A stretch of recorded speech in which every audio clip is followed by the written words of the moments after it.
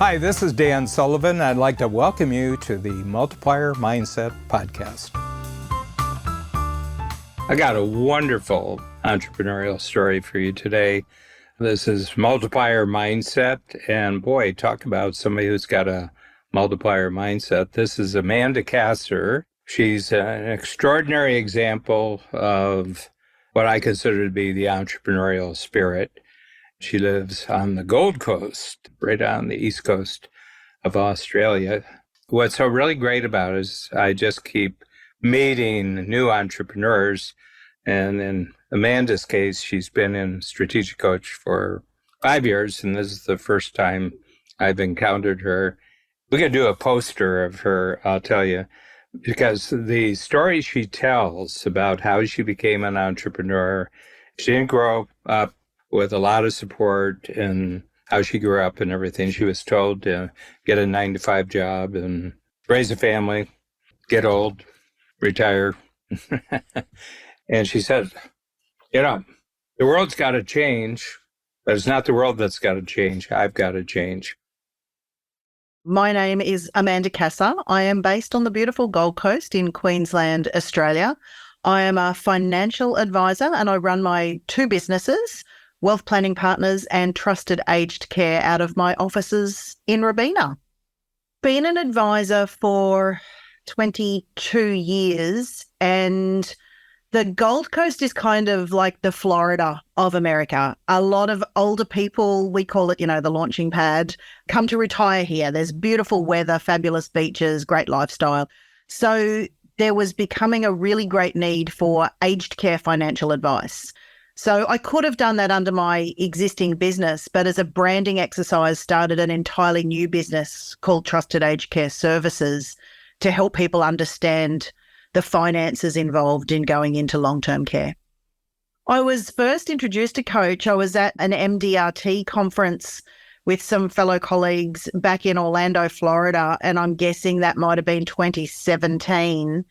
And David Batchelor and David Braithwaite, both of whom are Strategic Coach coaches, happened to be there. And we were picking brains and talking ideas, and I'd asked them about their success, and both of them said, you've got to do Coach. So I never started out to be an entrepreneur. My parents were very much keep your life simple, do the 9-to-5, come home, just be happy, enjoy your family.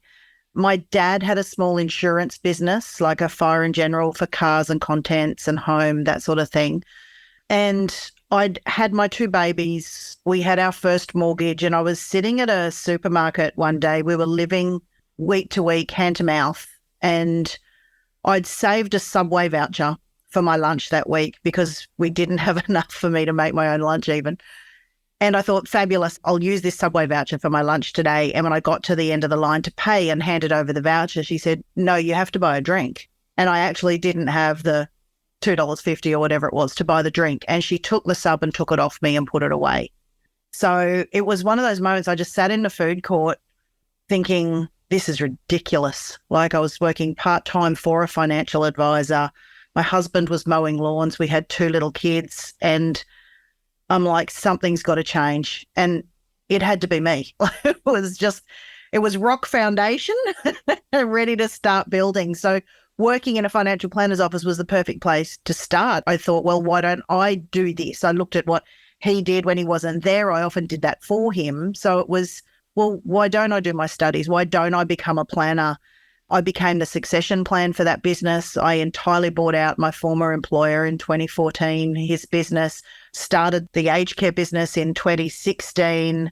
In the meantime, I've started 2 podcasts. One's about to be launched. I've invented apps. I've written a book. I've just sort of gone, right, if someone's got to change, it's going to be me, and just went off like a rocket on a tangent in the last 20 years with, okay, now what are all the things I can do?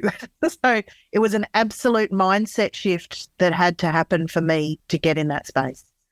I'm actually a massive believer in saying yes when opportunities arise. I know goal setting is really important for a lot of people and striving to get where you want to be. But for me, when opportunities appear, saying yes instead of making so many excuses is a really big deal as well. And as much as goal setting is important, taking advantage of what's available. I mean, I could have thrown everything in and gone back to university, but it was a case of, well, I can still work and study and raise my family at the time. So being able to take advantage of that opportunity was a great idea.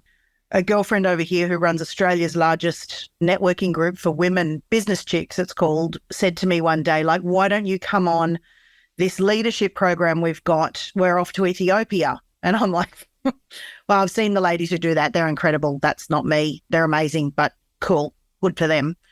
And she sort of looked at me like, but you're ready. Not everybody's ready. You need to do this. And I'm like, look, my version of charity lady is donating my old clothes to the shop, like handing money over to the surf lifesavers when they knock on my car door window at the lights. So again, it was that mindset shift where I realized all the reasons I couldn't do it were excuses.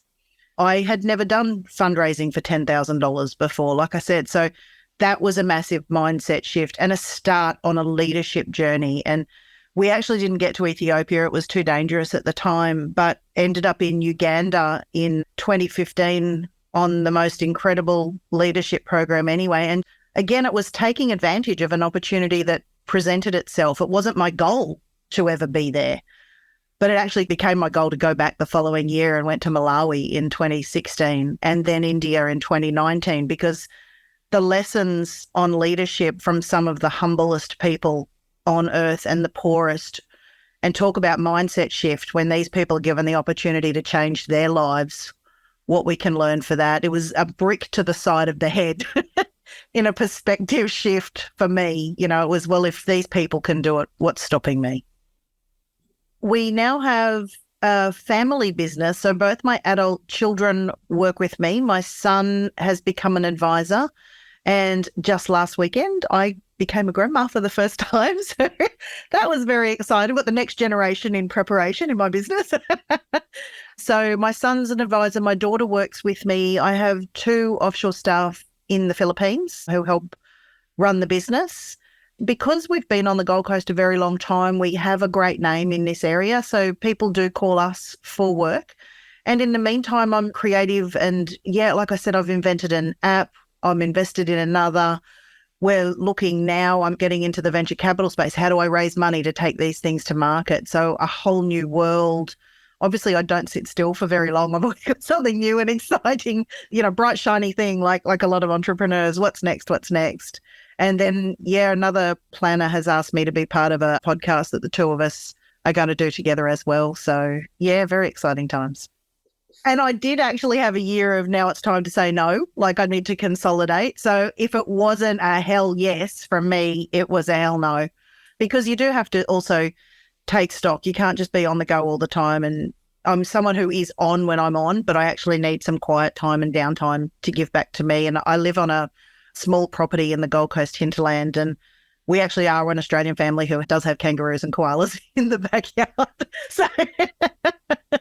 So it's lovely to just, you know, play with my chickens and feed the kookaburras and, you know, watch the wallabies in the backyard. So, yeah, it's very much getting back to nature for me that gives back so that I can be on when I want to be on. And it was probably Strategic Coach that I guess gave me that brick to the side of the head myself for the perspective change. I'd been the workaholic when the kids were little, building the business, running to every networking event, meeting new people, you know, going to the opening of an envelope, you know, signing up everybody who could breathe, as you do when you start out. And I ended up with exhaustion and overwhelm, and it was learning more about free time. And I think Ariana Huffington's book, Thrive, where she'd done the same thing with this 24-hour news cycle until she actually collapsed in her office, and realizing that's not what life's about. It isn't, you know, my epitaph has to be, you know, she spent so many hours in the office. Wasn't she great? That's not, you know, the mother or grandmother or friend that I want to be. So, yeah, it was free time's become very precious and very guarded for me, and more of it as I possibly can. I actually did get to the point I did burn out. I just decided I'd drop everything in my life except work. I was the Stepford wife. I was the perfect mother. I had to have dinner on the table at 6 o'clock and the clothes all washed and the school lunches made. And, my clients. And then I had the mummy guilt, whereas with I was my clients, I should have been with my family, and with my family, I should have been with my business. And it all just came to a head. And I ended up thinking my mental health is suffering. And I got some counselling, and I had this belief system that I was being selfish if I gave back to me. And I think that's an inherited belief that I watched my mother and grandmother give and serve and, always put themselves last, as many women and mothers do. And it was interesting when they were, telling me these stories about how can you give to people if you're not filling your own cup up first, because there's nothing left to give. So those kind of stories really resonated, that I wasn't a bad person if I took time out for my own mental health or for my own break or to give back to my family and threw away the guilt. I mean, learning about being present. If I'm with my clients, then I'm with my clients. If I'm with my family, then be present with my family. So those sort of stories really helped me, and I've never gotten to that place again. I just protect that space so much now. And if you're struggling and overworking, I think just taking back, if it has to be 4 hours to start with, if you're like, I can't put my laptop down, I can't not take it home at night, or, maybe just start with, well, Sundays are mine. And then maybe that'll become, maybe Saturdays as well. And then maybe a Friday afternoon or once a month, you'll take a day off to do something for yourself. So it's baby steps, absolutely, because it is, again, it's a mindset shift and they take time. You talk to anybody who runs a business, and people are the hardest. We've all got our weird ways, we find our own brand of weird and we stick with that. And it is tricky to bring those dynamics. I had a beautiful assistant for 10 years. I believe that, people are our secret sauce. So investing in your people, she used to be my nail artist and the cleaner in my house, and I ended up paying for her education. She sort of started out doing a little bit of filing and encouraged her to eventually become an advisor as well. And she still works in another advisor's practice now, and encouraged her daughter as well. So she was part of the business for a while. So investing in your people pays massive dividends. I mean, a long-term staff member, you don't get a lot of staff now who stick around for 10 years. So, a great investment in my business. One of the first lessons that Coach taught us was sometimes the people who get you to where you are now aren't the people who take you to where you want to be next. So willing to also let go and move on and think, well, there's a silver lining ahead. There's going to be somebody else who works. And look, we've had people who don't as well. And as crushing as that is, it's, that policy of hire quickly, fire faster till you find that fit that works for your business. But people will always be the hardest part, because we're human and weird and strange and have all our own little foibles and quirks. So, yeah, it will always be the trickiest part of running a business. I think finding out from your team what's important to them is the very first way you can add value back to them. I mean, giving a person a cash bonus may do it for some. Others, they want time off. Others, they want to feel like they're an important part of the team and you invest in their education, or they want to know there's a career path with you. They might want, skin in the game and shares in the business for longevity. So everybody's motivated by something very different. So I think having a blanket, look, everybody gets a bonus of, $1,000 or $2,000 or whatever it is at the end of the year, just doesn't cut it for everybody. Someone might like an extra week off paid. That may be all they need. Or, I know another firm who gives everybody on their birthday, they have the day off, fully paid, off you go, do what you like. Millennials often now, they want to feel they're part of something bigger and give back. So do you do a couple of paid days a year where they can volunteer at their favourite charity without losing wages? So I think understanding what drives and motivates your team is really important in you being able to give back as an employer to make them feel valued. One of the most difficult things to deal with is always things that are outside your control. You can have contingency plans for, losing a team member and that sort of thing. But when stuff happens that you can't control, it might be anything from a natural disaster. And for us, it was a legislative change in Australia. We had a royal commission into misconduct in banking and financial services. And we had a lawyer at the head of it, months worth of testimonies of fees being charged to dead clients and advisors ripping people off. So in the media for months and months, financial advisors were pilloried and became the bad guys and the punching bags. And the findings in the Royal Commission that were handed down, they had to change the Corporations Act, and then they could turn off commissions and income that advisors had built up over many, many years. So suddenly having tens of thousands of dollars of income that you'd built up just switched off because of a legislative change, that's something you can't ever imagine would happen in your business. And look, other businesses were much worse off than me. But when things from left field happen like that, it's very much in your mindset how you move forward. I mean, for some, that was crushing. Thousands of advisors in Australia have left financial planning. We've gone less than half. So from 26,000, we now have around 12,000 left, and there may still be another 3,000 to go. The education standards changed. You had to have a degree, whether you were 65 or 25. You were no longer allowed to receive built-in commissions on investment products. Thankfully, from the very start, I had never chosen to do that, so that didn't impact me. Commissions on group insurance products changed. So these things that came, completely left field, it doesn't matter what field you're in. I know in the States, overnight health commissions changed and thousands of people who previously sold health insurance were out of work. Stuff you just don't see coming, and it can crush you and be an overbearing weight. But that's when you need to get help to go, right, is there a silver lining? What can I do? If everyone else is going to leave, maybe this is where my business can position itself that if I'm still here at the end of the day, one of those remaining 12,000 advisors, how much more work is there going to be? Can I see more value in what I do? I've done my master's degree. I knew that was coming. I'm qualified. I don't have to do that. Where can I take my business next? Even though I've lost that, I still have earning potential, money in my 40s. What can I do for the next 20 years to turn things around or to specialise in a certain area like aged care? So it's about finding sometimes an opportunity when everything seems that it's against you. Maybe you had a side hustle and now you've been blindsided and it's time, right, I'm going to turn that side hustle into my main enterprise, or, something you've always longed to do that now you've been belted around. It's like, I'm going to run with that. So it's, again, back to mindset. I keep coming back to this, don't I?